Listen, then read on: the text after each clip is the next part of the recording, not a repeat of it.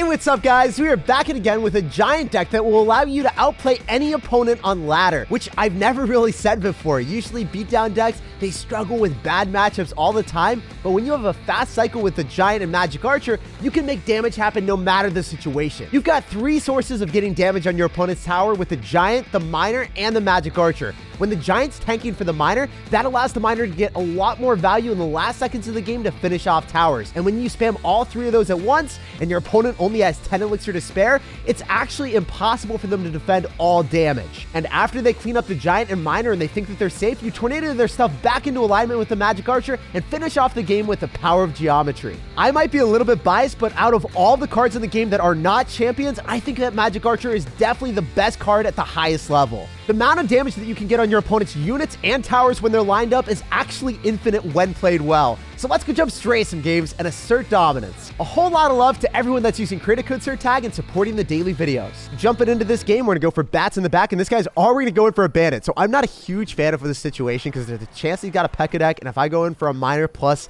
also a giant here, this could be a bit risky for me. Oh, it's an Archer Queen. That's scary. That's one of the few cards in Clash Royale that scares me. It's really, really strong. If it goes invisible, there's a 99% chance that you're going to get value from it no matter how bad you are at the game. Wait, why is he going invisible? In that spot, that was the one time that you wouldn't want to do it. I can damage down the queen from a distance and get value on top of your tower. Wait, are you kidding me?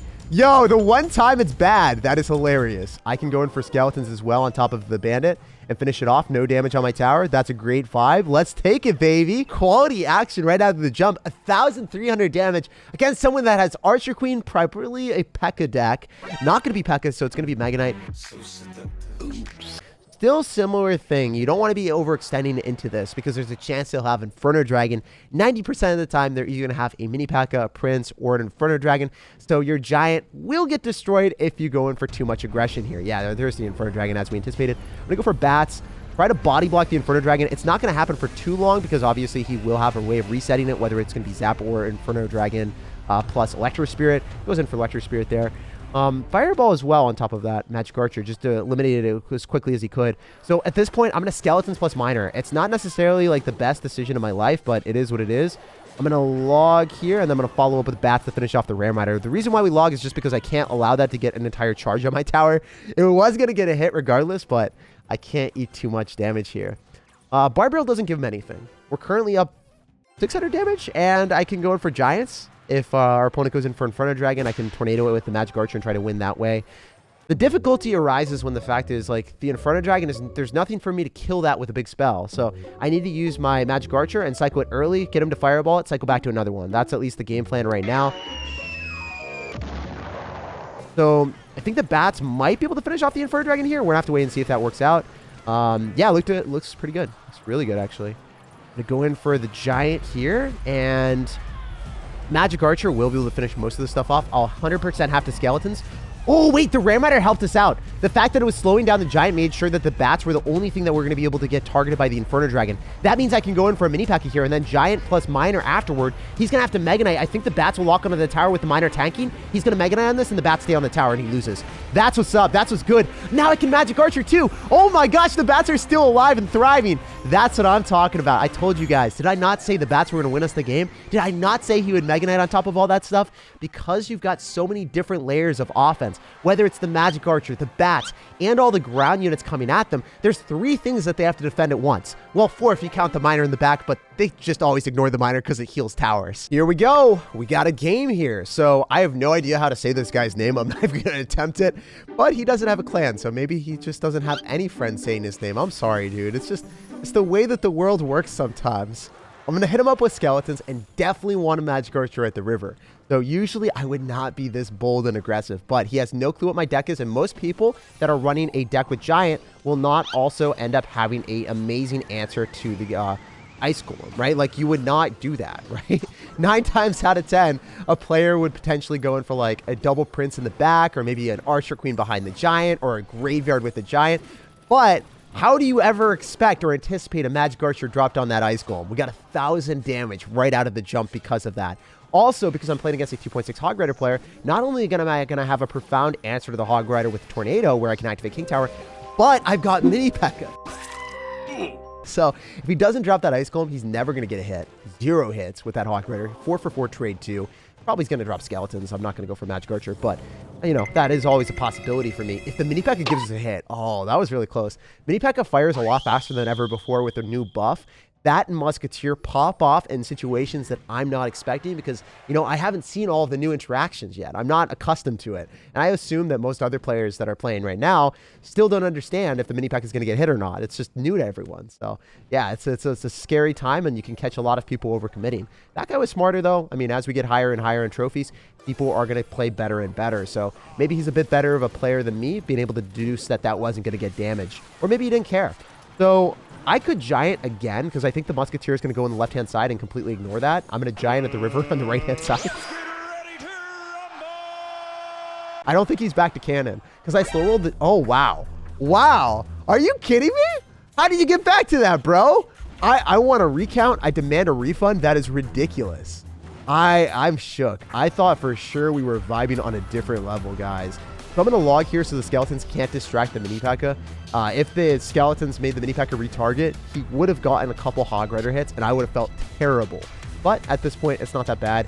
I can Magic Archer on top of the Ice Golem. I know this seems a little bit weird for you guys, but the Magic Archer on the other side isn't going to get damaged down by a Fireball in this lane, so it's fine. He has to Fireball the other side, and then I can go in for one of these, where I'm going to Bats and try to just get away with Skeletons. Reason why I'm playing so aggressive is because I want damage, or to bait out an Ice Golem is ideal too, because then I can Magic Archer and get a free hit, right? So I'll take that trade. Giants tanking for the Miner. Overall, great decision to play more aggressive than your opponent if you can just defend with a 1 elixir cost card.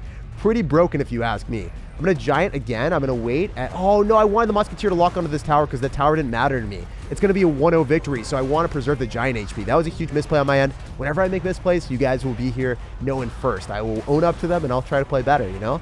That's what's up. I'm going to log, and I'll try to Tornado on top of his... no, he's not going to drop anything? Okay, yeah, I guess he's going to Hog Rider. Cool. I'll just Tornado. I'm not going to take damage.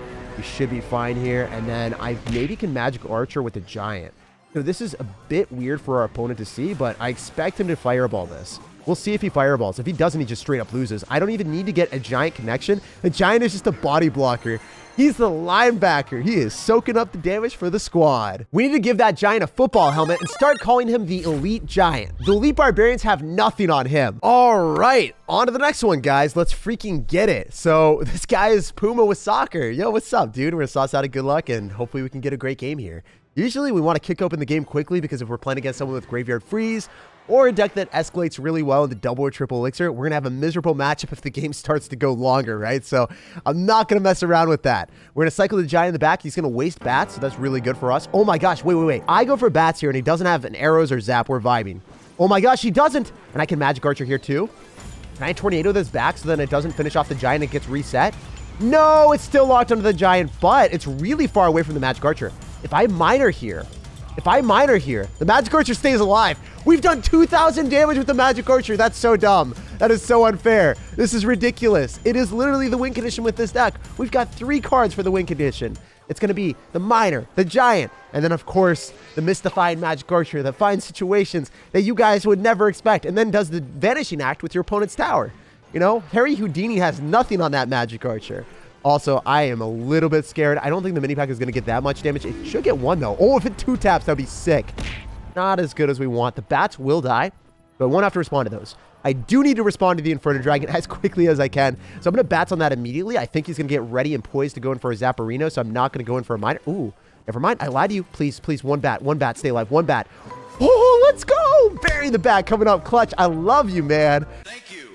Forcing out the guards. Usually they just ignore the Miner, but now when you've got some type of compadre or companion, I don't know what I was going to say, but yeah, companion or comrade, and then I did compadre. I'm pretty sure that's Spanish, guys. I'm evolving to learn different languages when I stutter. It's a new tactic.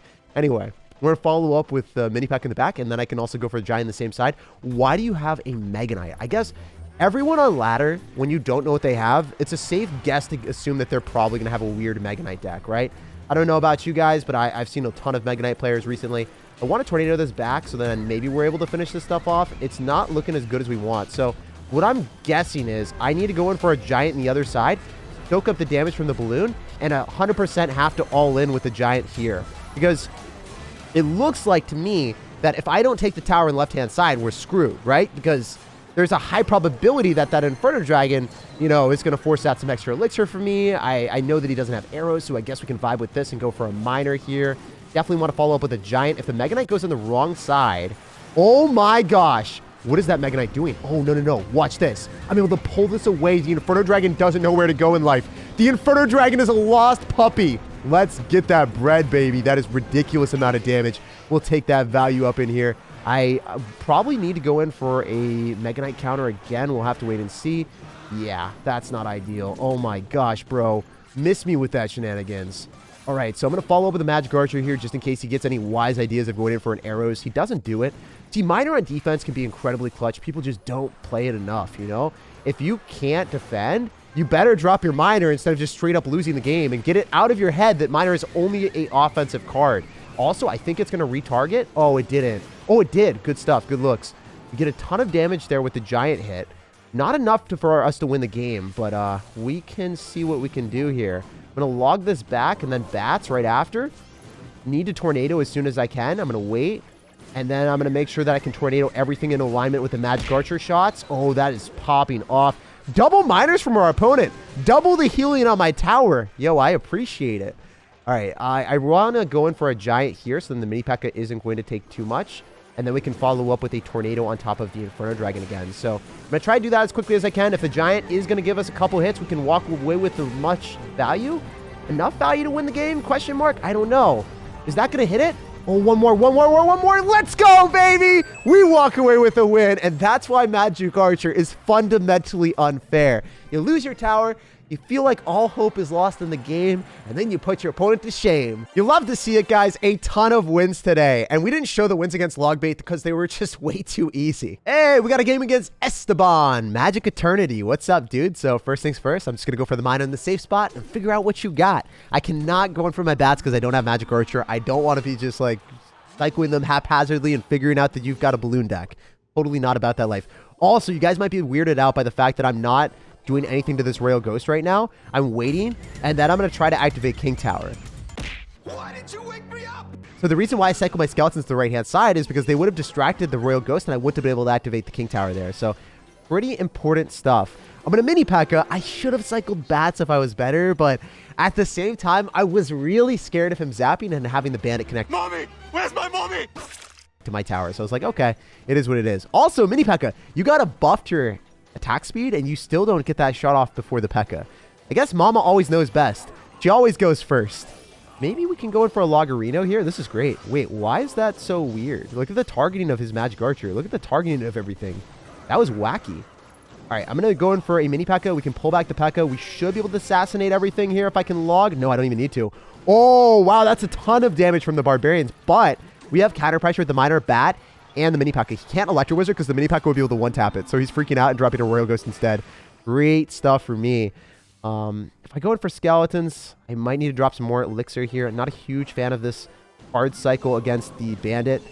Oh, the Royal Ghost doesn't even get lighted up. If the Royal Ghost was illuminated, we would have been able to finish it off with the tower and the King Tower, but it is what it is. We're playing against a Pekka player. Pretty good player from what I've seen so far, and he's currently up 2,000 damage. So the ball is in our court. Can we bounce back? If you want a Pekka like that, there's a 100% chance that I'm all in the other side, bro.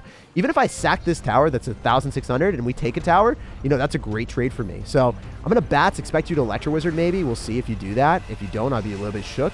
You have to go for a Zap or Electro Wizard or something on that. You can't just let that thing roll. And then I'm going to Magic Archer here because it's able to kill the Barbarian and pull the Pekka. This is awesome stuff. I cannot believe he Pekka'd in the back like a certified savage. Okay, so of course when you have a Fireball deck, it's going to be a bit more scary. I'm going to go for a mini Pekka here. It will be able to kill most of this stuff. I will go in for a Miner as well on defense. If you don't know, you have to be very quick with that Miner. If you don't drop it at all, you're screwed, right? Might be able to get skeletons down in time. I don't know. Oh my gosh, this is scary. Mini Pekka, save my booty. Oh, Mini Pekka's not getting touched. Can't touch this. Touch this. Zap me, zap the tower. You know you need to with 26 seconds remaining. I think he's gonna have to zap the tower. Mini Pekka might go straight towards the tower. Oh, Mini Pekka, my hero. Let's go. That's crazy. That's value. That's what we need to see. I might be able to get skeletons down here and then kill the bandit, try to tornado everything back, force him to fireball. Yo, he has to fireball on top of it. He can't. Oh, he barely got back to zap, but look at that. Why would you do that? You cycled so many cards instead of fireballing the Magic Archer, which was your initial card that you had in your hand, and you took so much damage in the process just to get that zap down instead. But he didn't want to pull the trigger. He wanted to get a cost-efficient trade instead of, you know, finishing off the threat that was doing thousands of damage. So I'm going to miner here because it looks like the Giant is able to finish off the tower by itself. And I will go for a Magic Archer as well just to keep up the aggression. You guys know how this deck works. If I don't do this right now, I'm probably going to lose. So I'm going to get all the damage when I can. The Magic Archer is lining it up and securing the bag. I cannot believe how lucky Magic Archer has been for me.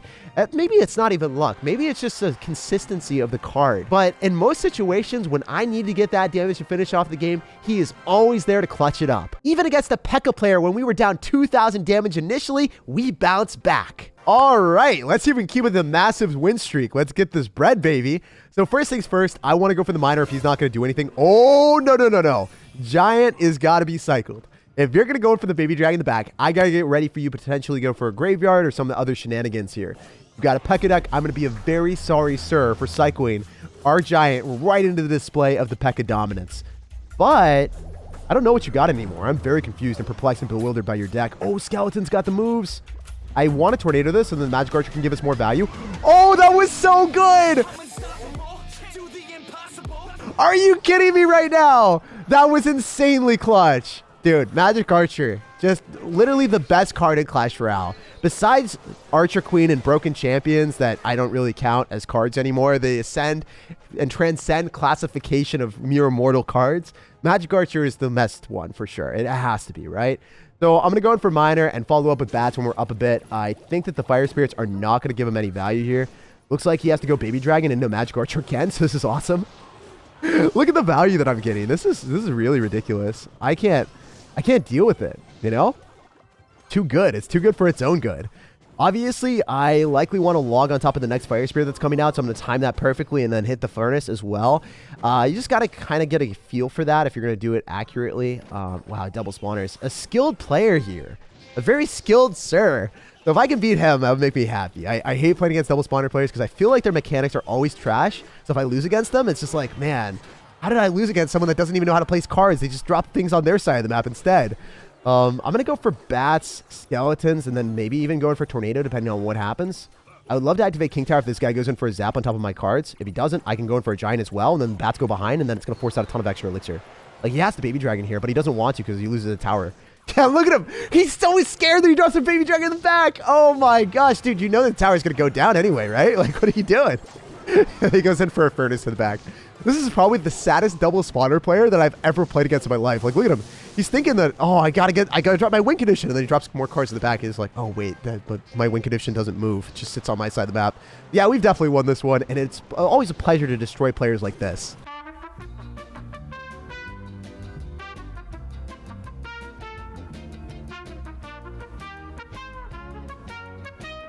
Oh my gosh, the mini Pekka too? Are you kidding me? We would have taken a second tower. If this game went any longer, he was going to get sent to the Shadow Realm. He was going to get utterly demolished. Dude, imagine destroying 2 towers from a double spawner player that easily. Like the video, subscribe for more daily content, and have an awesome rest of your day.